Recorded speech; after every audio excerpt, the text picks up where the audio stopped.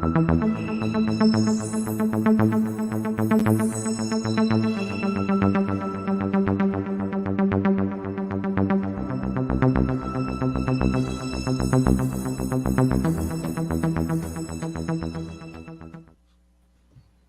up, y'all? What's up, y'all? Welcome back to Pregaming Pigskin.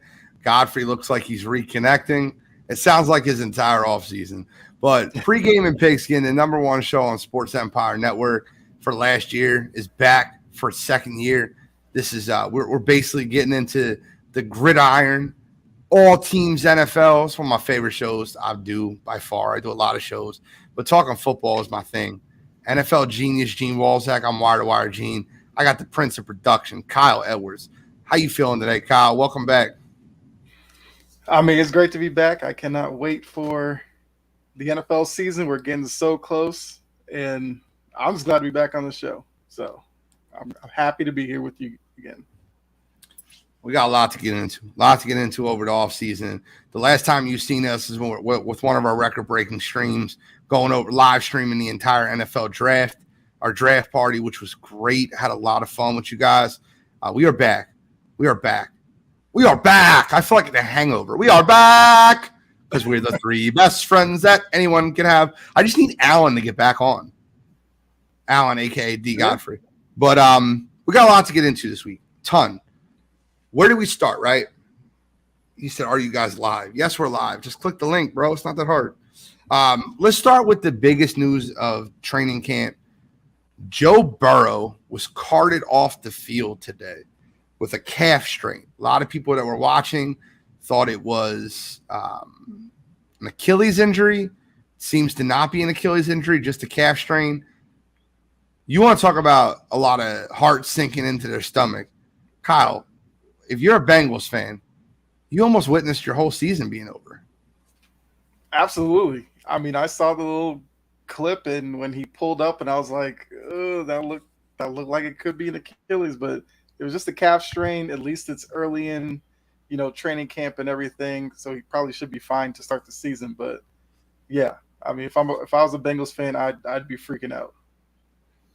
Jump off Joe Beasy, falling down, non-contact injury, just listed as a calf strain. Godfrey, did you see it? Joe Burrow, what were your thoughts? No, I heard about it. My phone lit up like a Christmas tree because, that sent ripples through the fantasy football world. That's for sure. But, I said when I was told, I was like, well, let's just hold our breath. It could be, a situation where they're just being cautious and it's not the old ACL tear. And I was betting against it being that because he already shredded a knee before. So I don't think, the odds should be that it shouldn't happen again. It can. So, and it didn't. So the football world's happy. I don't want to, he's not an Eagle, but I want to see the best players out there all the time. So, I'm glad he's not hurt. Well, one player that is hurt is Jalen Ramsey. Apparently has a torn meniscus. He's going to be out 6 to 8 weeks, going to miss the first 4 weeks of the NFL season. From what I'm hearing, he's going to have surgery. Jalen Ramsey on the first day of practice tore his meniscus in a non-contact injury. Thank God it wasn't an ACL because that would have cost him his entire NFL season. Jalen Ramsey, quick thoughts on that?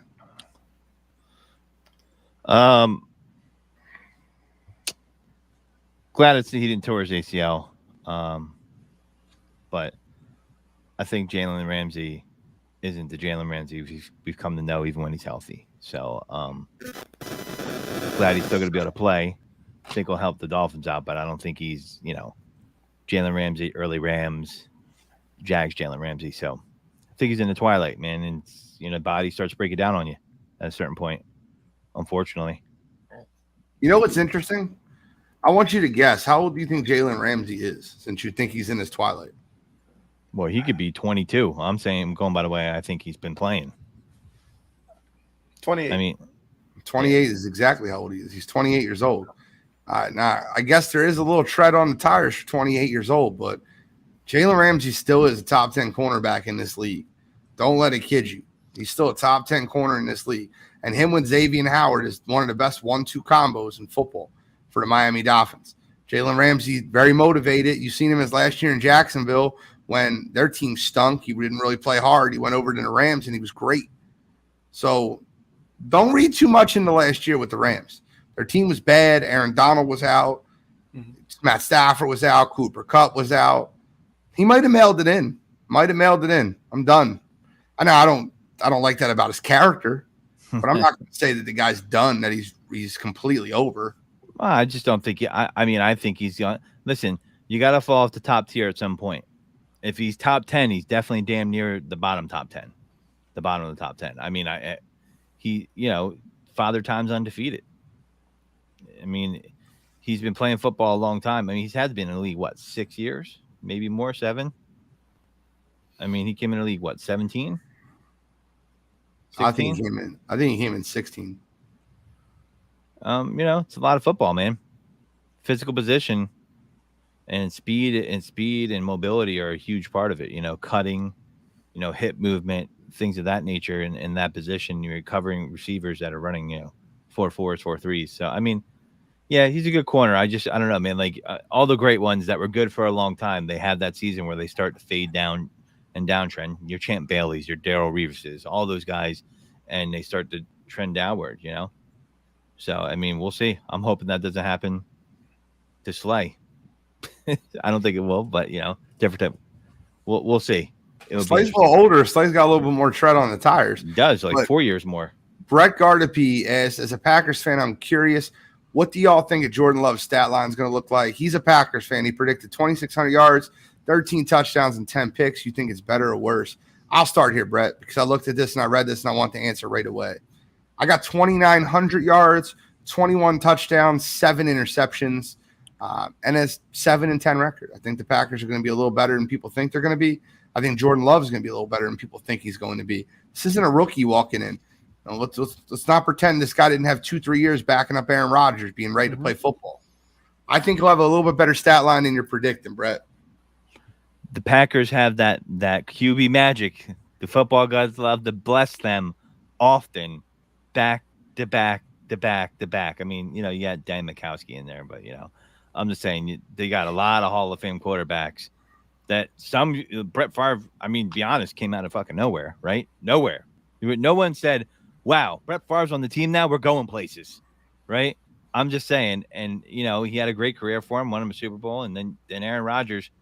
I mean, I remember when he got drafted, he was pissed that he was drafted that late. They said he was short. And he sat down and, now he's playing for the Jets and a hell of a career for the Packers. It just seems, for some reason, the Packers just seem to know how to land a quarterback and just let him marinate. And if this happens again, this would be 3 times in a row they've done it, where a guy sat for 3 years and then he played. Let's project. By the way, little quick trivia question. I'm sure both of you guys noticed, but the chat, anybody can chime in. Anybody know where Brett Favre started his NFL career? Atlanta Falcons. Yep. Well, I said I know you guys know it. Oh. Will the chat please let me know? Jesus, guys. I give you credit, and you just take it away. Look, both of them came in with the Falcons quick. Jones couldn't figure out how to use him, apparently, so. Didn't they opt for Jeff George over him or something in Atlanta or something like that? Atlanta's still opting for losses over wins. They're still starting Desmond Ridder. I don't know how that's going to work out. Arthur Smith seems to like him. I mean, they brought in Bijan Robinson, so clearly they're just going to go run heavy and try to do play action and hope Ridder can get the ball to London, Pitts, and Jonnu Smith. If I'm Bijan's agent, because I know this is going to come up, okay? And let's just say Ridder's the quarterback, right? And Bijan's 80% of the offense, right? They got a good offensive line. He's a running back. It's possible, right? You know what I'm doing? I'm holding out after year 2. And I don't care. Everybody can say I'm crazy. But if you're a running back, if I'm an agent and you're a running back, all right, you only have a chance to get your money with leverage, and the leverage is youth and coming off high productivity, and the team, you being that big of a percentage of the team's offense. If that you don't have those 3 things, you can't hold out. That's why a lot of these guys hold out toward the end of their first contract, and it doesn't work. It's never going to work because youth is gone. You've already been running to the ground, and they can move on from you. They've Well, already begun plans. Perfect foreshadowing. You led us right into our first topic, the running backs. Controversy with the running back position. Freddie's Giants were involved in this. Saquon Barkley got a deal done, which, by the way, we discussed this last night on Wire to Wire Sports Podcast. This has got to be one of the dumbest contracts ever signed by a running back, ever, in which you have all the leverage and you sign a contract with the Giants, allowing them to still franchise you next year for an extra $900,000. Did you see the breakdown of this contract? Am I the only one to watch this ridiculousness that the Giants signed? So in order for him to earn the extra $900,000, he has to have 35 receptions, 1,300 yards, and the Giants need to make the playoffs for $900,000. Yeah, that's a lot of work for a little bit of money. Yeah, And they can franchise him again next year. And that's probably what they're going to do, because if he didn't get the money this year, he'll just be another year older next year. And they'll just come back with the same line in the sand, and it's going to be up to him whether or not he'll actually go with the threat he kind of gave in that interview about possibly sitting out the year. Or is he just going to do this again and then sign some contract where you're going to look at it and be like, so what did you really hold out for? It's basically the same thing that was on the table to begin with. Sounds like Saquon Barkley's agent did not blow smoke up his client's ass, because here's the thing. I'm on the running back side here. Like, I have some wild observations of what they should do if they want to kind of crack the code of what the owners are doing. But you have to have youth on your side at that position for you to be able to hold out. And Saquon doesn't have that. Unfortunately, he's been injured a lot. He does have tread on the tires. And anybody who would sign him to a multi-year deal is not a good GM in the NFL, because he's going to fall off a cliff, unfortunately. And that is what the position has shown us. And then they have seen the flip side of the coin is you can draft an Austin Eckler out of nowhere, pay him next to nothing, and get production out of him, right? Different running backs, but that's what they do, or that's why they have the rotation. It's a position that takes a lot of physical contact. Durability is an issue. So Saquon was not in a position to hold out. I mean, I think his agent probably said, listen, dude, I'm going to shoot you straight if you had an honest agent. I don't think you're going to really win this. I would have told him that if he was my client. I'd be like, I don't think this is a winning strategy for you. Let's do the math. They franchise tag you, you get $10 million. They franchise you again, you get another guaranteed year. Okay. Are you going to get 3 to 4 years? No, you're not. It's just not a significant money. And listen, I don't, I think the running backs have a point. I just think they have to position themselves. To the people out there that say that, the owners will never let them do that. Well, I just like to remind you that free agency wasn't a thing, and the players had to win their rights for that. And they said the owners will never allow that. So for everybody says the owners will never allow that, I will point to you many things that have changed in sports where the owners were forced to allow it. So I have plenty of ideas if you guys want to talk about it, what the running backs could do. But, I've been going about this all week. Everybody wants to say the owners won't do it.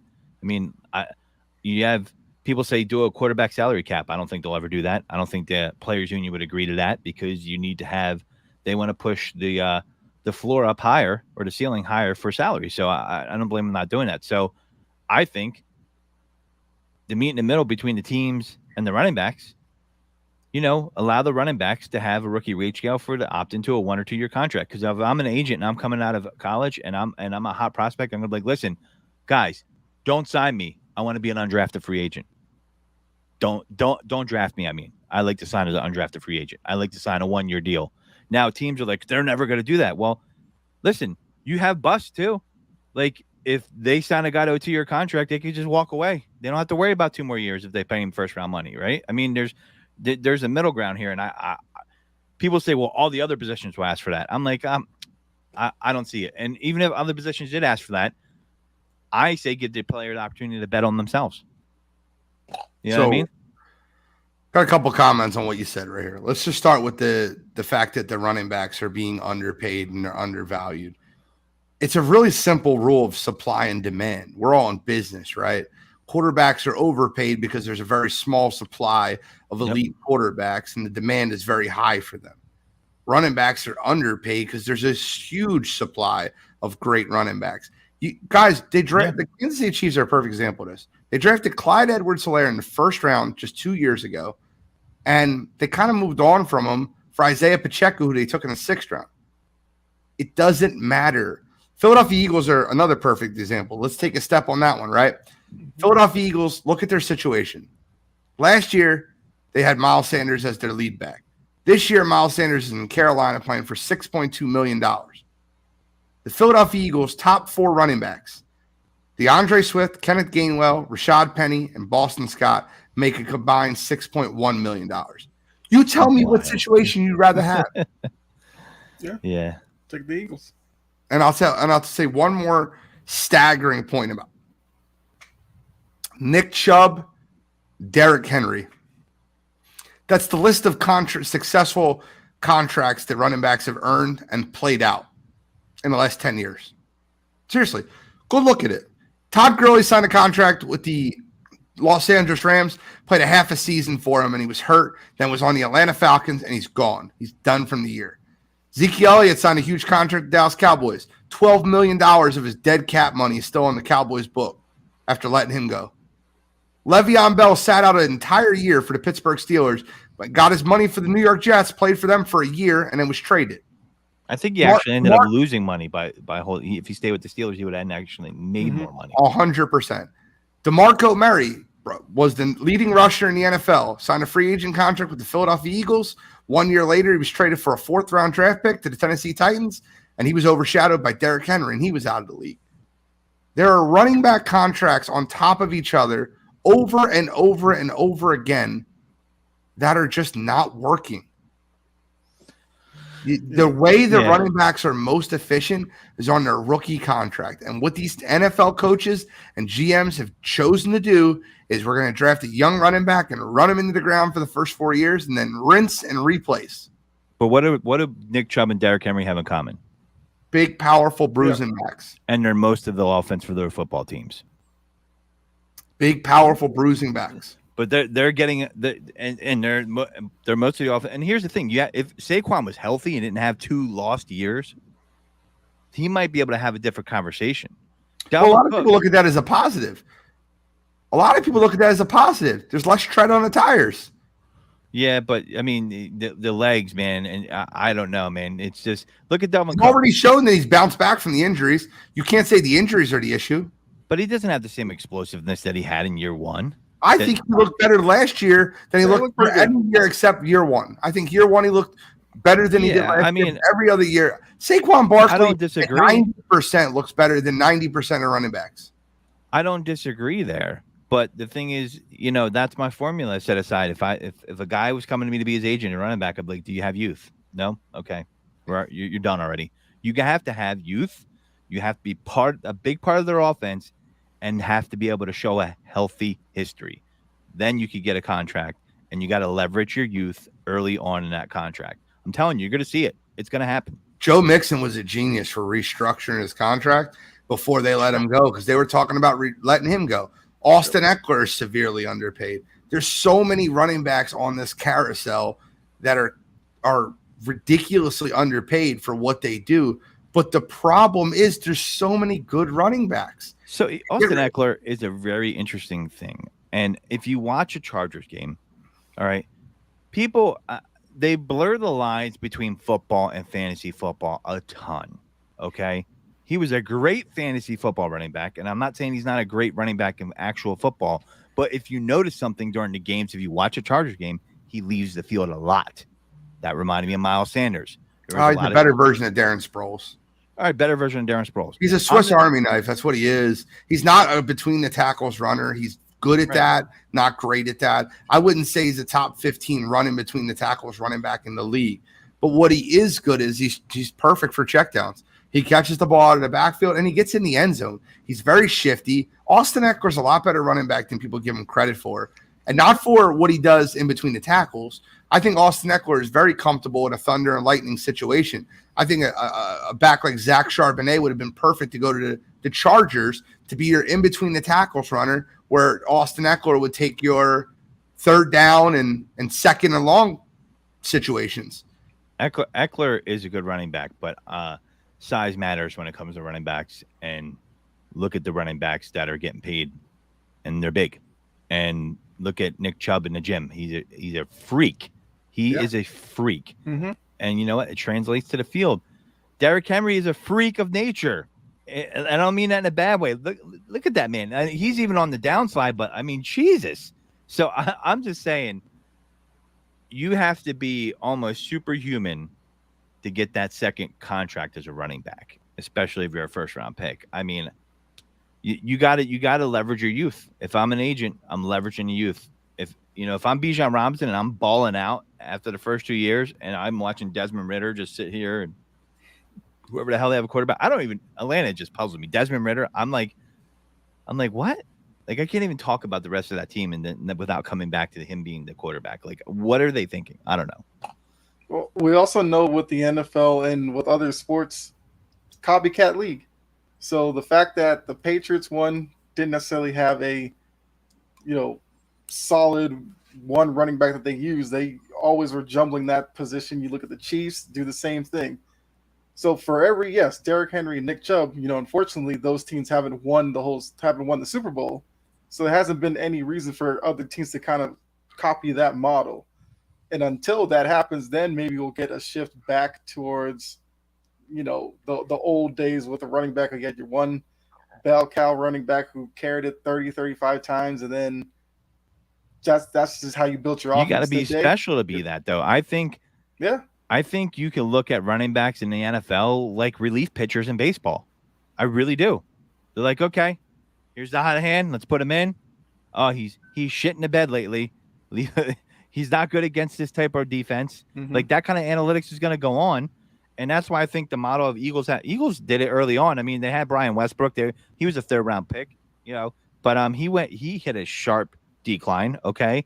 And I remember when early on, Andy Reid, you have Corral Buckhalter, Deuce Staley, and I'm missing one here, Gene. Who is the third guy? Deuce Staley, Corral Buckhalter, and Brian Westbrook. No, Westbrook was maybe toward the end of that, but there was a third. God, I don't know who it was. But my point is, they had a 3-headed monster. And Westbrook used to be part of that 3-headed monster before he took over. Yeah, but he was a rookie, and then he took over, and he just but I want to read something to you. I think that's pretty damning. Are you guys ready for this? I got something. The leading rusher for the last 14 Super Bowls, plus their salary. You ready for this one? Last year, Isaiah Pacheco was making $900,000. This year, 2021, Cam Akers, $1.1 million. 2020, Leonard Fournette, $2 million. 2019, Damian Williams, $1 million. 2018, Sony Michel, $480,000. 2017, LeGarrette Blount, $900,000. 2016, LeGarrette Blount, $760,000. 2015, CJ Anderson, $585,000. 2014, LeGarrette Blount, $730,000. 2013, Percy Harvin, $2.5 million. 2012, Ray Rice, $2 million. 2011, Ahmad Bradshaw, $1.5 million. 2010, James Starks for the Packers, $320,000. And 2009, Starks. Pierre Thomas at $460,000. Who the hell is James Starks? There's a name you're not going to hear a lot when you're talking. Who the hell is James Starks? He was the running back for the Green Bay Packers, leading rusher for the. Oh, Green Bay I remember that guy, number 44. All right. Yeah, I remember that guy. It's embarrassing, guys. Like, you don't need a top-tier running back to win a Super Bowl. Here's the truth of the matter. You know what the running backs can't do? They can't play guard, they can't play center, and they can't play tackle. Well, you say that perfectly. Godfrey, look what happened last year in the NFC Championship game. You had the best running back in the league on one side without a quarterback. And what happened? Lost. And that's why I think the 49ers, people are talking about, I love how the Super Bowl odds are, what are they, third, you said, Gene, or second? 49ers are fourth. Fourth. Okay, that's high. I'm going to say they lost a lot of offensive linemen. Okay, they're moving away from their formula. They CMC, good running back, but their formula was dump it in the offensive line. We protect the line, and they had that last year. Now you got a guy that is going to. I don't care. Brock Purdy's not going to have that year again. I'm going to bet my left nut on it. Okay, you heard it here first. Brock Purdy is not doing this again. The NFL will adjust to him. I know Gene can't wait for this. So for to see Brock Purdy get the smackdown laid on him. People are going to come off the top rope on this kid after what the Eagles did. And Kyle Shanahan didn't play him properly. So I'm not relitigating the Eagles game. What I'm trying to bring to you is they're changing their formula up. They're like, all right, we traded for CMC. We went all in. We were trying to win it. And now he's there. He's getting paid decent money. He got that contract in Carolina. And now you pay Deebo Samuel. Okay. So you lose Michael McGlinchey. Okay. That's a key piece. And there's a couple other pieces they lost on offensive line. And that was the strength of that offense was that those zone run schemes with that offensive line. So guess what? I think the 49ers are going to be in trouble this year. I'm just saying. I think the biggest thing that gets the 49ers in trouble this year is Kyle Shanahan's arrogance. He thinks that he can do it with any quarterback and any offensive line. It's his scheme that matters, and that's not true. Yeah. And if you're the Niners, like, don't you kind of have to see Trey Lance take that position over, at some point? Because I could see if they're trying to get into a situation where, with McCaffrey, Lance, I guess kind of like what the Ravens do with Lamar. If that's how you want to run your offense, fine. To ask Brock Purdy to replicate what he did last year is a lot to ask for a guy who was Mr. Irrelevant. And if Shanahan's really basing this season off of Purdy taking a step forward to kind of counteract the losses on the offensive line, then I think they're going to be in some serious trouble for sure. Where was Trey Diggs in that San Francisco 49ers Dallas Cowboys playoff game? I'm just curious. Was he there? I don't remember his performance. Maybe it was great.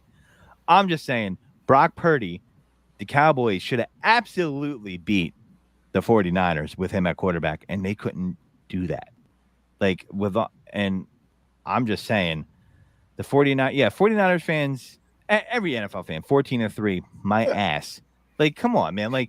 If you really look at the stretch they played, they had the most favorable stretch of games to have with backup quarterback in there. They really, really did. I'm sorry. And that's why I wasn't surprised the Eagles waxed them because, who'd they have blocking Reddick? Who was the tight end? Did they have blocking him? I can't remember. Their backup tight end. Did he wrestled the ECW at one point or something? I think in Philadelphia, I forget what the guy's name was, but whatever. Might have been the Sandman. All I know is that you can't say you are a good coach and you're prepared and you let that kind of stuff happen because that could domino negatively for the rest of the game. And for them to cry about that is ridiculous. You got your butts whooped. Brock Purdy, do people realize that a rookie quarterback has never, ever made it to the Super Bowl? Never. And you wanted this kid to go into a road game and make it to the Super Bowl. I'm sorry, man. It's people are just they're hiring their own supply. Well, that's what the off season's for. Every fan base, like you said, is the same way. I'm sure it's going to be, as a Patriots fan, there's probably a bunch of Patriots fans who'll be like, "Oh, we'll go 14-3 as well." But once you start seeing preseason and everything, you'll see a lot of fan bases start to come back on those expectations and then kind of settle in at week 1 or 2. I had a Patriots fan in offseason try to sell me Bailey Zappa. And you know what I did? I turned around and walked away from him. I didn't even say anything. Bailey Zappa. Yeah, a lot of people are you kidding me? Yeah. I'm like, are you kidding me? Boy, he's a hilltopper, bro. Western Kentucky. You don't know? That mascot's fire. So the 49ers open up week 1 at Pittsburgh. I guarantee you that will be a loss. I guarantee it will be a loss. I just want to say that on record. I want to say it now. I like that. Are they the favorite in that game? Because I'm taking. They are. I'll take the money line, 100%. Oh my god, I love that already. All right, so we got a couple more things I want to talk about. One more thing on the running backs. Our old liquored up owner Jim Irsay had a couple things to say on Twitter yesterday. NFL running back situation. We negotiated a collective bargaining agreement that took years of effort and hard work and compromise and good faith by both sides. To now say that a specific player category wants another negotiation after the fact is inappropriate. Some agents are selling bad faith. So Jonathan Taylor, who's the team's best player, responded on Twitter. Malachi Kawa said, couple comments saying that your best player is underpaid. Ian Rappaport then tweeted, "Hope this relationship can be fixed." Jonathan Taylor's agent replied, "I doubt it." Shrug emoji. Wait, did you guys hear that? Jim, close the door. Turn the fan on after you get out my bathroom. All right, appreciate that. Jim, I don't know. Jim just took a shit in my house. Try to McDaniels me, bastard. That's the wildest story I've ever heard about an owner that, and it rippled down the Eagles because they got Frank Reich. And the wildest story is you're not working for that dude because it sounds like either he left a sweet potato and didn't flush or did an upper decker in the bathroom, but he was in there for like an hour. And the wife's like, "You're not working for that guy." I mean, that's literally what happened. Literally what happened. That's the owner of the Colts. That's all I have to say. If you need to know what kind of guy he is, that says it right there. I'll never work for the Colts now, but there you go. You talk about the owner of the Colts. He's got multiple citations. 2014, he was pulled over for having 4 different substances in his car, some of them being Percocets, Quaaludes, cocaine.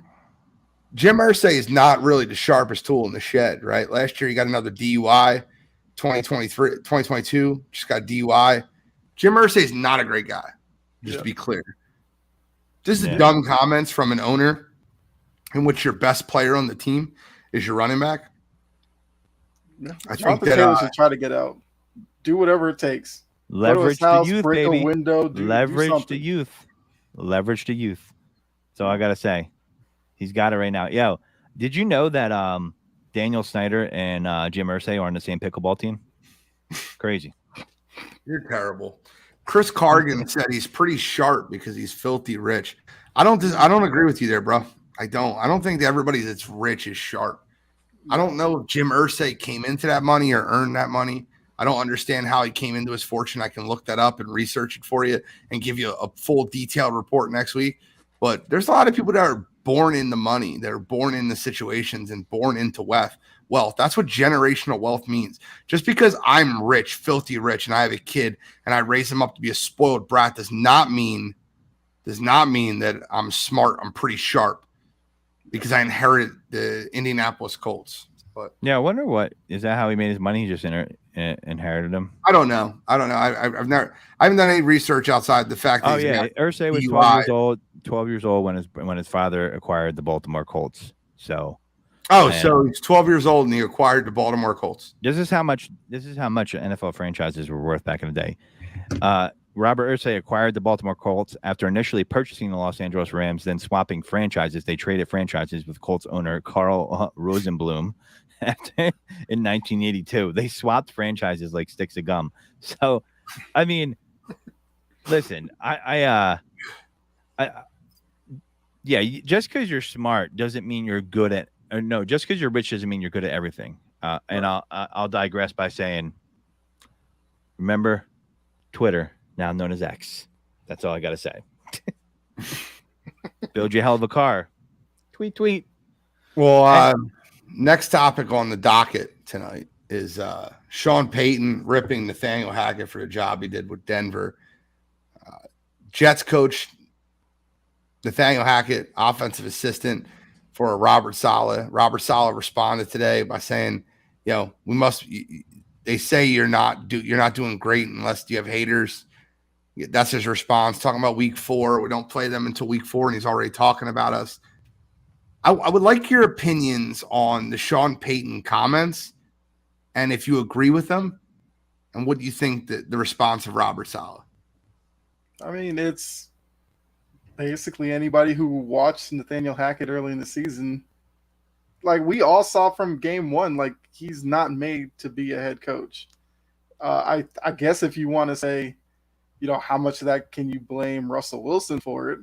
It maybe wasn't all Hackett, sure. But I also remember late in the season, once Hackett was gone, Russell Wilson started to play better.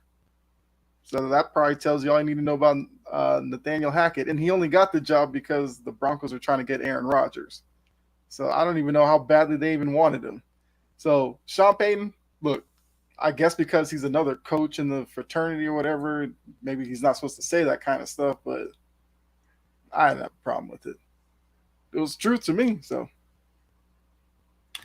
Just in case anybody's wondering what the comments were, new Denver Broncos head coach torched predecessor Nathaniel Hackett in an interview with USA Today, where he said the current Jets offense coordinator's disastrous stint in Denver last year and the fireworks show in Florham Park could potentially backfire this upcoming season. But everybody's got a little stink on their hands. It's not just Russell Wilson. It was a poor offensive line, Peyton told the paper. It might have been the worst coaching job in NFL history. That's how bad it was. Hackett lasted just 15 games in his rookie season in Denver when he teamed up with winning quarterback Russell Wilson, who was traded to Denver Broncos in March of 2022. I want to say a couple things, right?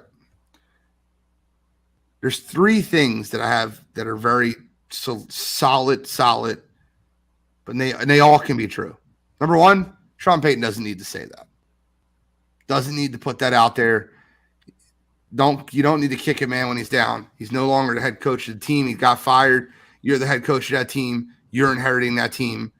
You don't need to kick a man while he's down. That can be true, all while saying that what he said is accurate statements. Nathaniel Hackett was terrible. Mm-hmm. He was awful last year. And then I'm going to get right back on my boat that I get on every so often. Why was he hired?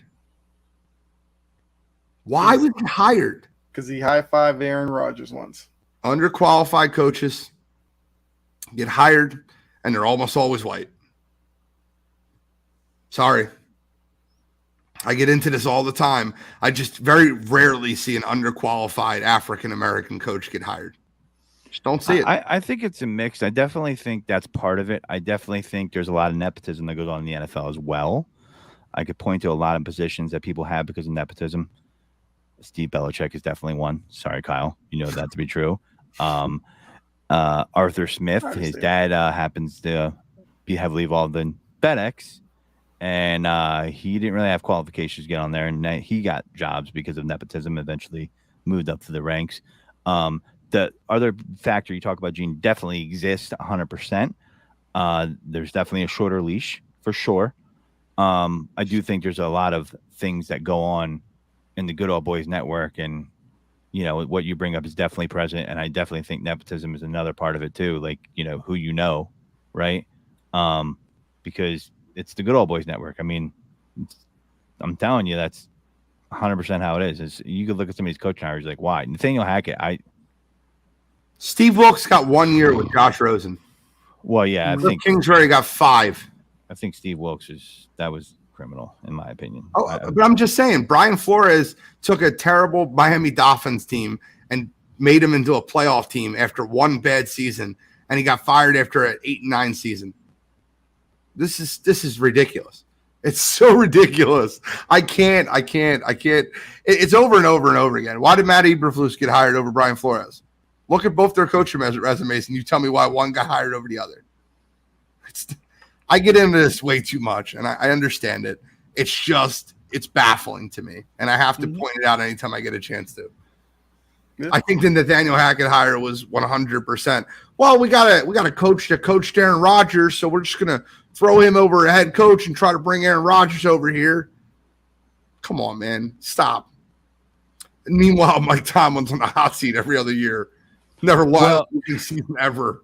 Well, I think that's Pittsburgh Steelers fans talking that kind of crap. Like I hear Pittsburgh Steelers fans of all ilks not being grateful for having a coach like that. That's perennially a good coach. Mm-hmm. That wild to me. I heard people saying it last year, the year before, like, "Oh, it's time for Tomlin to go." Are you madness? Be careful what you get in place of that, right? Because Eagles went through that a little bit. Before they got back to Doug Peterson and things of that nature. So, I don't know, man. I think it's a problem for sure. Hopefully it gets better. But the Nathaniel Hackett hire. Hold on. Jake, I love you. No shit. Yeah, Dennis Allen. I would take a steak over McDonald's chicken nuggets too. Yeah. Also, if you look at that was a John Elway hire, wasn't it? Not the Nathaniel Hackett hire. Yeah, of course he was. John Elway showed up drunk to the interview for Brian Flores. Right. By the way, the Brian Flores case is going to court. He won. Gene, remember Proven. we had a conversation years ago out in front of Toxin. Remember what I was said about John Elway, and I was dead nuts on accurate. You remember? And everybody looked at me sideways. I'm like, okay, we'll see. And John Elway only won a Super Bowl because of Peyton Manning. Peyton Manning was terrible that year. I disagree. Yeah, but it was his best head coach he ever hired. Won it. So he still, but that was the best head coach that he ever hired was Peyton Manning. That's definitely an NWO shirt key. Yeah, and my thing is Nathaniel Hackett is awful, and I don't have any problem with him taking shots. And that was an awful hire. And I think a lot of people are discounting the Broncos, and they don't realize how bad a bad coaching situation back to back. I mean, Vic Fangio shouldn't have really been a head coach, to be honest, but he's not a bad coach. He's a defensive guy. Nathaniel Hackett had no business being a head coach. You know, there could have been so many other hires they could have went with. And Sean Payton's, I think, is going to right the ship. I think he's going to right Russell Wilson. I think he's going to surprise people. And I think if you're not looking at a Sean Payton running back in terms of fantasy football, you're missing out. You're going to get him on a discount. I guarantee it. Look at every running back tandem under Sean Payton, how productive they were. Every single one. You can't name one that wasn't. I'm more worried about if Javonte Williams is going to be fully healthy to start the season, because Samaje Perine is his backup, and I wouldn't touch him with a 10-foot pole. I mean, he played well and as the backup. I mean, you remember where he played, Godfrey? What, for college? Oklahoma, right? No, last year. Bengals. Yes, he was backup running back to Joe Mixon. They weren't good. He hasn't been good. I don't think he's that good of a running back. If I'm being completely honest with you, I think the kid from Michigan played better. Yeah, I hear that. I mean, but he had some games. I don't think Perine's all, but he's not going to be the number one. I mean, listen, you drafted Samaje Perine? What is a handcuff if I'm in fantasy football? But Javonte Williams didn't go on the pup, so that's a good prelude. That is a good sign. It is a good sign. Yeah, he didn't go on. So I mean, if there's one guy that I'm not worried about working his ass off getting back on time, it's Javonte Williams. If there's one guy, the Javonte Williams is the guy. Dude, he's got a work ethic. I said from the door when they got drafted, better than Michael Carter Williams. Of course. Everybody's like, oh, yeah. I'm like, okay. The guy the guy could have, if you do some research on this kid was super, super smart. He could have been a doctor. Literally, he could have been a doctor. Decided to play football. Really smart football player. The IQ you talk about that Nakobe Dean has as a linebacker, he has as a running back. 1,000%. He's been hamstrung by Vic Fangio, then Nathaniel Hackett. Let's split carries with Melvin Gordon. Look at the break tackle rate by this kid when he's healthy. He's waiting to bust out. I'm telling you, if he's healthy, you better get on it right now. I told you here first, I've been a Javonte Williams guy ever since he came out of North Carolina. Well, Key said it right. I hope he fixes his fumble issues. He had fumble issues last year. Yeah. But so did Melvin Gordon too. Yeah, definitely. The whole team did. I don't think that Daniel Hackett was using grease on the balls or something. But gentlemen, we kind of have to move a little bit forward. Aaron Rodgers, the Jets, Aaron Rodgers took a pay cut of like $35 million over the course of the next 2 years. And it happened right before Dalvin Cook visited the Jets, which is today. Does Dalvin Cook land with the Jets? And what do you think about Aaron Rodgers' pay cut? I mean, it's probably Rodgers trying to, make some friends in the media and all that, so everybody can talk about him and how great of a teammate he is and all this stuff. But I want to see, middle of the season, if they're on a losing streak, like how well is he going to be received by New York, and then how does he respond to that? I mean, look, if Dalvin Cook signs there, I guess it's just another sign of Aaron Rodgers calling the shots there. I wonder what happened to all these rumors about Dalvin Cook going to Miami. People made it seem like that was the obvious spot he was going to go. I don't know, because they have Breece Hall. So if you're bringing in Dalvin Cook, what are you doing to Breece Hall's role? And I feel like Breece Hall's good enough that you probably don't need Dalvin Cook. But if they're doing it just to appease Aaron Rodgers, then good luck, because it better work out. If not, you're stunning a lot of young players' growth on that team, I think. So I think he signs there. I guess that's what he's going to sign. It seems like it's the only rumor going right now. Listen, what's going to happen if they hit, I want to answer Bo. My man Bose is in the chat real quick. I want to answer a couple of his questions. He said Denver record prediction. I've been on record saying I think 9-8 or 10-7. I don't think they'll compete with the division. I think that the Kansas City Chiefs will have 12 or more wins. And then he asked, does Dalvin Cook get suspended? Are the allegations legit? I don't know if he gets suspended. The NFL normally waits to see what ends up happening from a legal standpoint before they make a ruling on an action. I don't think he gets suspended this year, but I do think that Dalvin Cook ends up on one of the teams in the AFC East. I mean, listen, if you're the Jets, why do you bring in Dalvin Cook?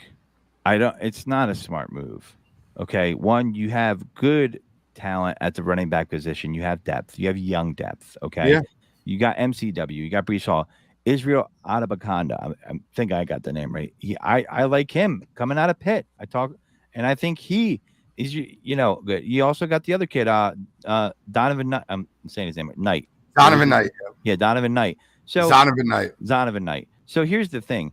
Like, what's going to happen when they're 5 games through the season and they hit a little 2-game losing streak bump, right? Because you know what's going to happen. The Jets aren't going 17-0.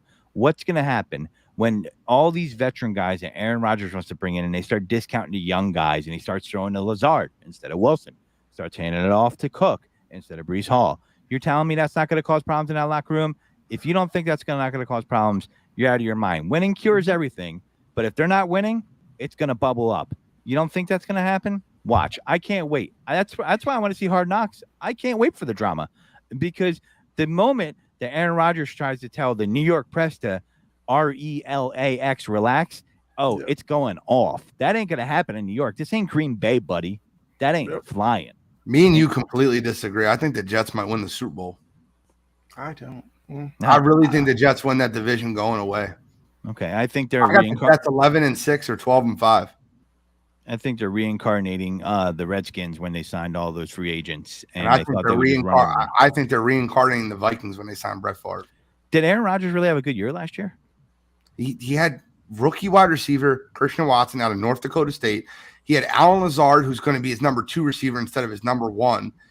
I don't think that the Packers, David Bakhtiari was missing for most of the year last year. I don't think the Packers as a whole had a good enough team for him to be successful. I watched what he did versus Philadelphia, and he carved up our secondary. I'll tell you that. Yeah, off the Christian Watson play that people are going to overvalue that kid on because he had that 3-touchdown game. I mean, listen, I think Christian Watson could be good. Not saying that, but I'm trying to say that I thought Aaron Rodgers was a difference maker for other players, not the person that needs to be on a team where there's all superstars. I thought he was that quarterback. I mean, you're kind of cheating right here, right? He's never had a first-round wide receiver on his team ever. But he had Devontae Adams. Who cares if he was in the first round? So Devontae Adams is the only receiver that he had. He made Devontae Adams. I'm not saying Devontae Adams wouldn't have became what he became in the NFL, but if you're telling me a quarterback like Aaron Rodgers didn't help his development, I got some oceanfront property in Iowa I want to sell you. All right. Well, Devontae Adams did have 100-catch, 15-yard, 100-yard season, 14. See, I think that Godfrey was about to say some blasphemous stuff, so he froze. He froze. Devontae Adams had a really good year last year without Aaron Rodgers, and he had Derek Carr, quarterback, who's an okay quarterback. I don't know. Was Derek Carr the reason why he had 1,500 yards, 10 touchdowns? I said Devontae Adams developed. I ain't saying he's not one of the best receivers in the game now. I'm saying his development was quicker because he played with Aaron Rodgers. But you asked the question about Watson's development, because it was like early in the season he dropped one pass and it seemed like Rodgers was done with him. And then later in the season, he started to step up. And I remember, I think it was like Aikman or one of them on the broadcast was like crediting Aaron Rodgers for Watson later in the season. And I was just like, well, if he probably stuck with him early on, maybe he would have been better off by the end of the year. Because that's why I think Godfrey bringing in Lazard. Didn't they bring in Randall Cobb too? Yep. Yeah, like what? Come on, man. What are they doing? You have Garrett Wilson, who guarantee you is probably going to have a dip in production because Rodgers is going to want to throw to Randall Cobb and Lazard. And Garrett Wilson was offensive rookie of the year last year. Did he sign Aaron Rodgers or LeBron Rodgers? I'm not sure. What's going on here? Me and you guys are completely on the other side of this. And one of us is going to be right and one of us is going to be wrong. And that's okay. That's what the best part about the NFL season is. I think Garrett Wilson finishes as the number 1 fantasy wide receiver in football this year. It could happen, but how many? He should. They got to feed a lot of He people, should? though. I'm just saying he should. No, I'm just saying he should Number be one up there in fantasy- terms of production, not necessarily Number one, though. Number Yes. one. Number 1.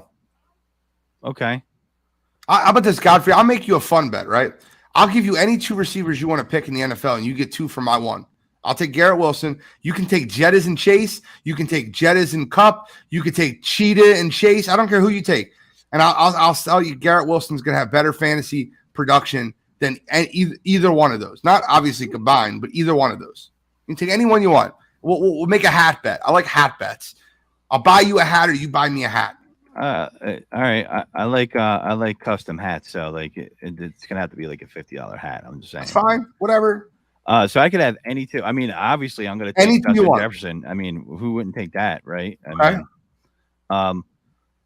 It's good because I think Justin Jefferson has a little bit of a down year this year. Okay. I'm gonna do something crazy here, and I'm gonna go Devontae Adams as well. Okay, so you're going to go Adams. That's fine. Adams with Jimmy Garoppolo and Justin Jefferson with Kirk Cousins, and I'll take Garrett Wilson with Aaron Rodgers. And let's just this is the only thing I ask of it. I need to have a caveat in case Garrett Wilson gets hurt. Let me get 12 games. As long as he plays 12 games or more, the bet is valid. Is that fair?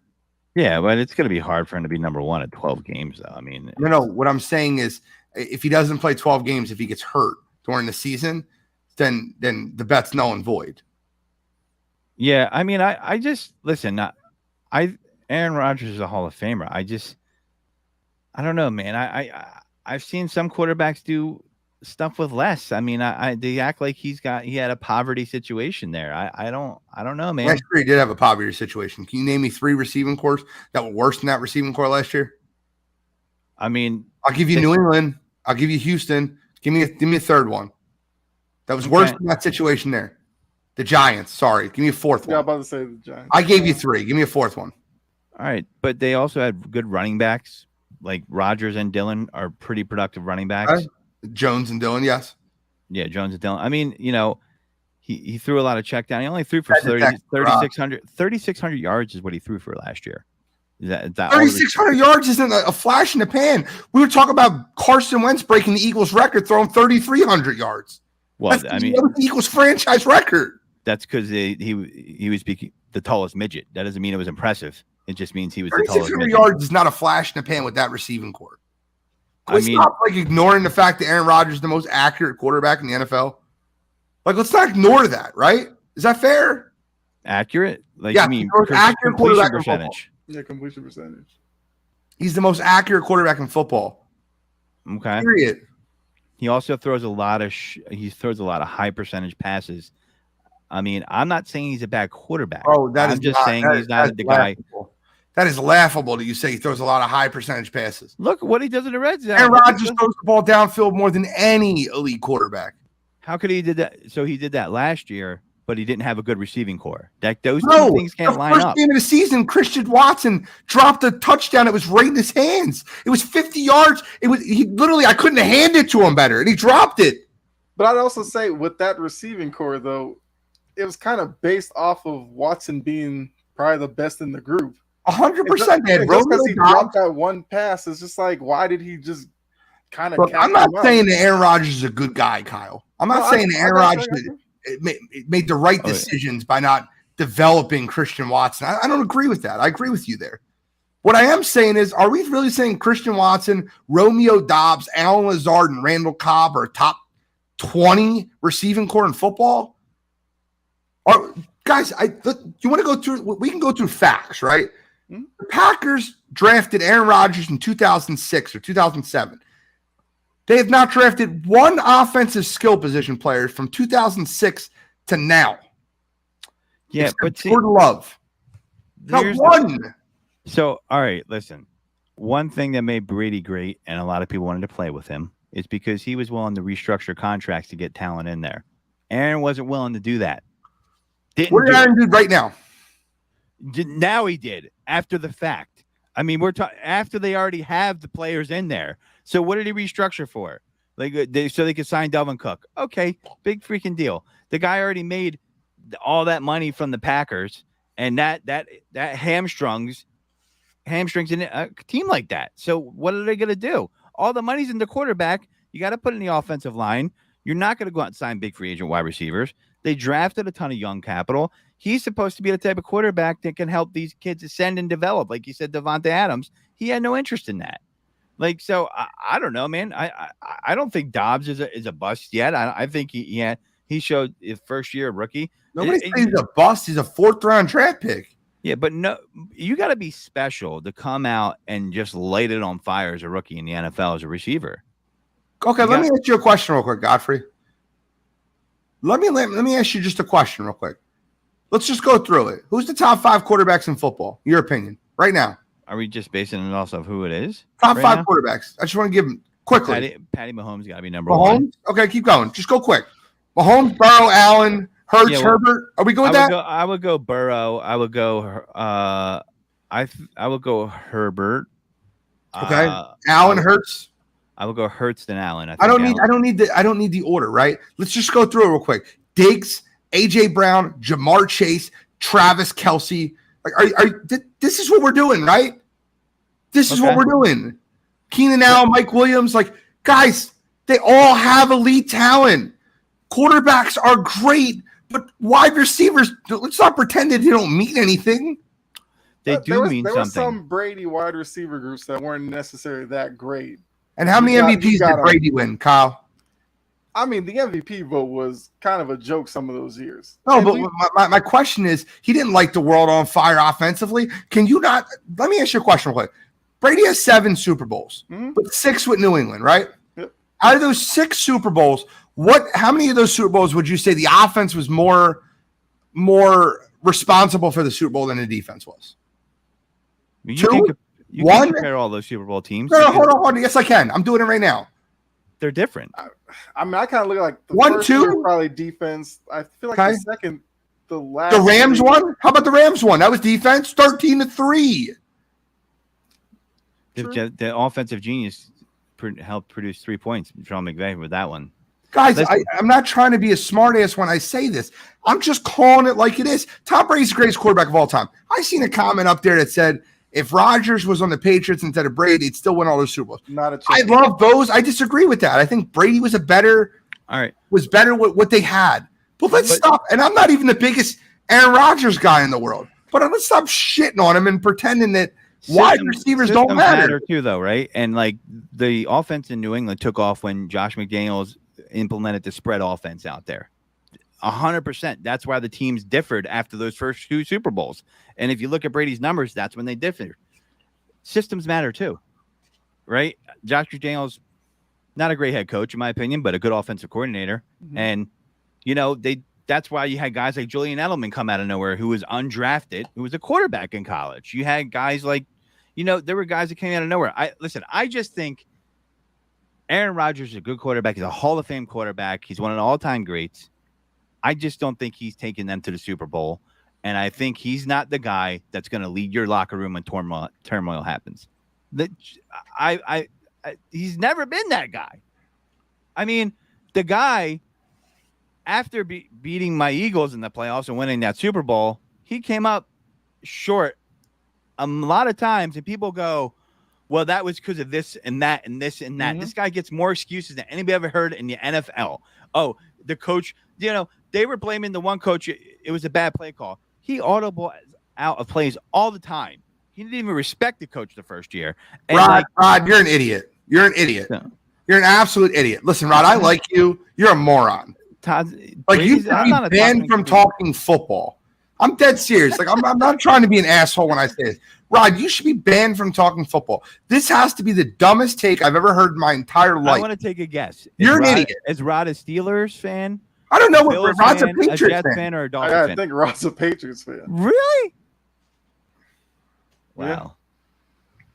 I like Rod. I do. I think he's very entertaining and talented and smart, but he's an idiot. That's a dumb comment. Police are on their way to press charges for that comment, Rod. They are on their way right now.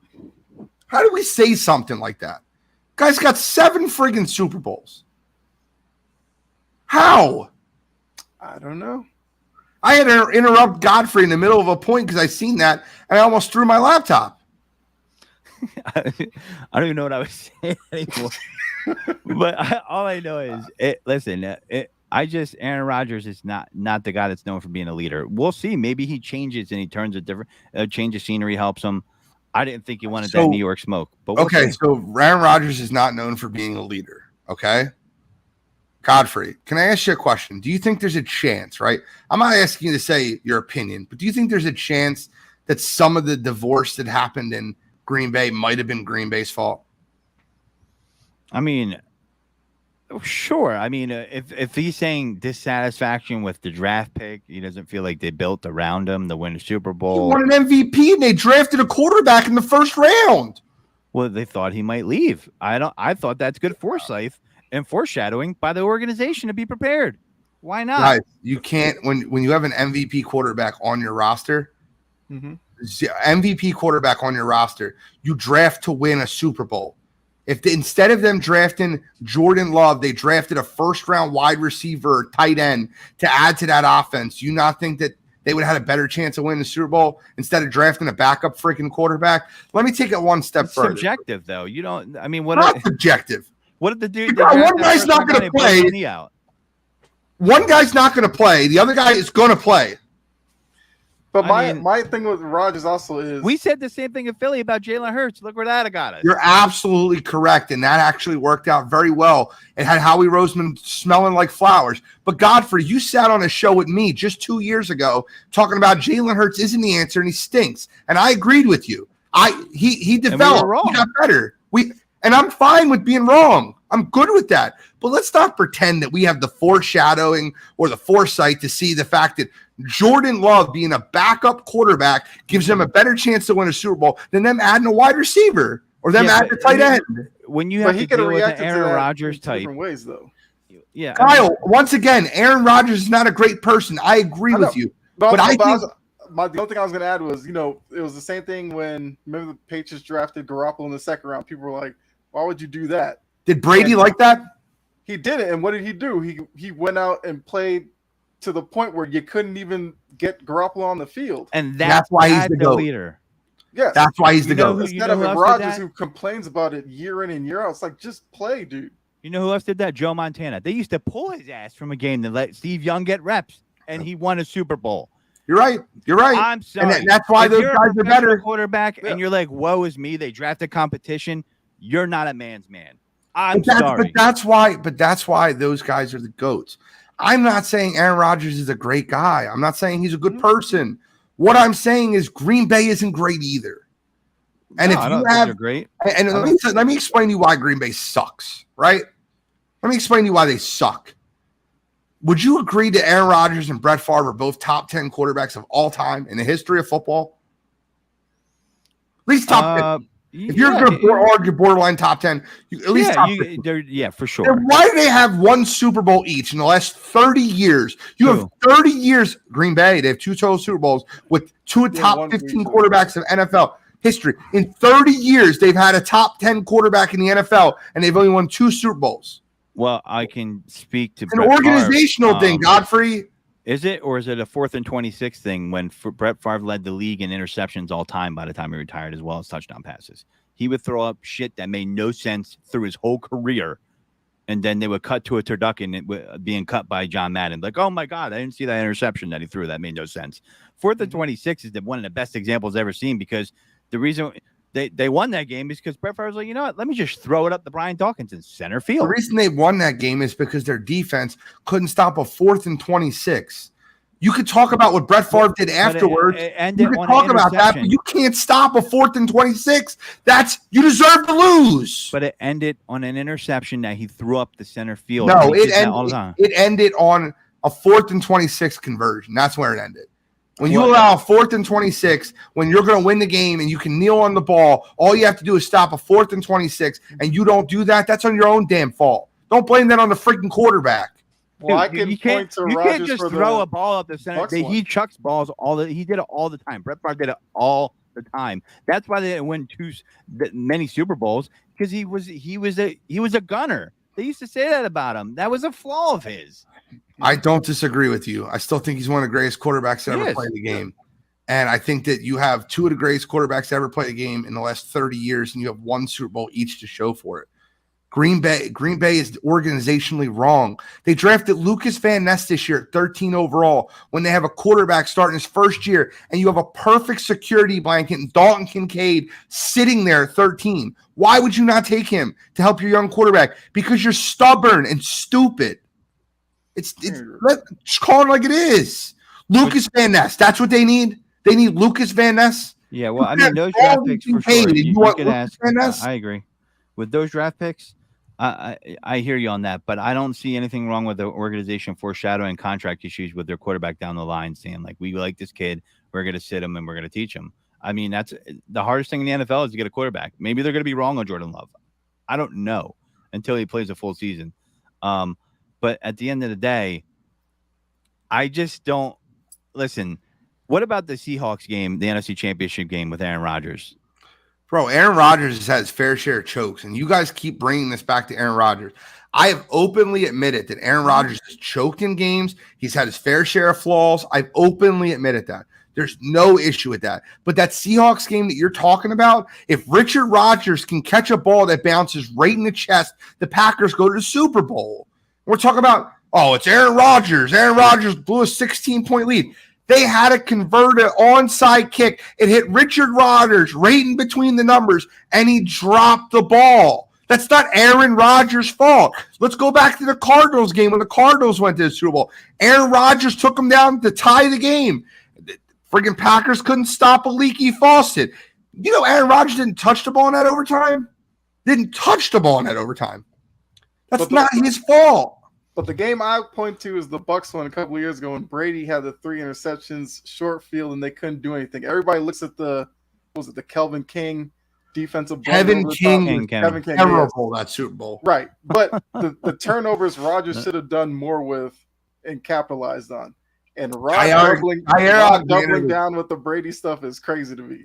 Jair Alexander played out of his friggin' mind in that game. He proved that day he's the best cornerback in football. I agree with you. And I'm not addressing Rod's anymore. I just saw the corner of my eye. Yeah. I'm not addressing it anymore. You say dumb stuff like that. It's just sky's red. Let's just call the sky red. That's how dumb the comment is. Guys, it's 8:08. Some people want to die on a hill. He can die on that hill alone because I'm not game manager. Brady ain't. No, I'm sorry. You might have been able to say that the first 2 years of his career, but after that, no. After that season with Randy Moss, there's no way in hell. I'm sorry. They were just pissed that year. I remember that. Just like, we're going to blow the back out of every goddamn team. I was this is why I love Pregaming Pigskin. This is the type of show I want to be on. This is great content. If you're listening out there, I appreciate the comments. Bose, Key, even Rod, Freddie, all those guys in the comments, Anthony Price, Steve. I appreciate all the comments out there, listening, whether you're on YouTube, Facebook, or wherever. Love you too. Really, really excited to get back to Pregaming Pigskin. Do me a favor, because I want to prove a point. Everybody that's on the chat, everybody that's in the chat bar right now, smash that like button for me. And then after this, my main girl Key is going to upload this show to Spotify and iHeartRadio and Apple Podcast. Give us a bunch of downloads to let everybody know that Pregaming Pigskin is back. We are, like I said this before, you got on because you were having issues when we joined the show, Godfrey. We're like the Hangover. We're the 3 best friends that anybody could have. I mean, you're Alan, definitely. You're definitely Alan, Godfrey. I highly disagree, but someone's got to be Alan. So. But leave us a review, and I appreciate everybody hopping in the chat tonight. Kyle, any final comments? No, we're getting close to August, and usually once we hit August 1st, it's like preseason's right around the corner, and I just cannot wait. I'm ready for this season. So starting next week, Pregaming Pigskin will be breaking down every division in football. So next week, do you guys want to start with the West or the East? We'll do the AFC West, AFC East, or the NFC West, NFC East. Let's do the AFC West. I want to save the NFC East for a couple weeks. Hard knocks under the belt. That makes sense because, and also we're Eagles fans and Kyle's a Patriots fan. So let's let that be our last week. We'll go AFC West, NFC West next week. We'll break down the divisions. We'll give our projections. Godfrey, any final thoughts? Running backs, hold that after year 2. That's all I'm saying. I love that. I'm going to be on the Guys Empire tonight at 10 p.m. Guys, I am tired. I hope I don't pass out in between now and 10 o'clock when the show starts. I've been up all night. This is my 3rd show. Tonight will be my 4th. I need you. I'm looking at you. You right now. I need you in the chat to join the Guys Empire tonight and have my back and give me that added motivation and support that I need tonight. 10 p.m. on Sports Empire Network and Notoriety Sports Podcast. Join in. Let's listen to that. And then afterwards, wake up, have your coffee with some coffee and sports tomorrow morning on Sports Empire Network. Give us a like, follow, share. Thank you for tuning in to Pregaming Pigskin. I'm Wire to Wire Gene. That's D. Godfrey. And I'm looking at the Prince of Production, Kyle Edwards. Thank you for tuning in, and we are signing out.